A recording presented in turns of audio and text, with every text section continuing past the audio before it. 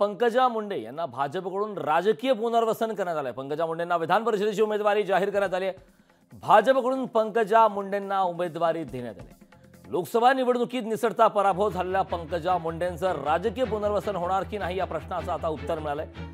विधान परिषदेच्या 11 जागांसाठी उमेदवार जाहीर करताना भाजपनं पंकजा मुंडेंनाही उमेदवारी दिली आहे। वरिष्ठ सभागृहात पाठवून पंकजा मुंडेंचं राजकीय पुनर्वसन करण्याचा निर्णय हा भाजपनं घेतलाय। संख्याबळानुसार निवडणूक झाली तरी पंकजा मुंडे निवडून येण्यास कोणतीही अडचण नाही।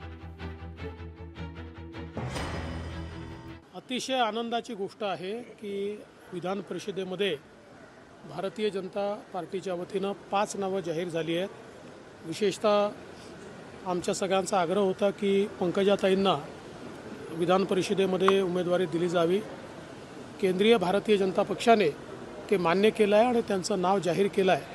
त्यामुळे आम्ही केंद्रीय भारतीय जनता पक्षाचे आभार मानतो। याचा विरोधी पक्षांनी बोध घ्यावा की जे खुशीचे मांडे खात असतात, पंकजाताई नाराज आहेत, पंकजाताईचं काय होणार।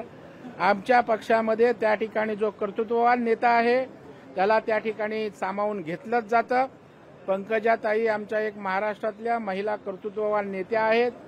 पराभव तो मोठ्यांचा होत असतो, परंतु त्यांना पुन्हा विधान परिषदेमध्ये त्या ठिकाणी सीट देऊन त्या परिषदेत येणार आहेत आणि पुन्हा एकदा त्यांना एक मोकळं दालन त्या ठिकाणी होणार आहे। त्याबद्दल आम्ही खुश आहोत, भारतीय जनता पार्टीचे कार्यकर्ते खुश आहेत आणि महाराष्ट्रातला बहुजन समाजही खुश आहे।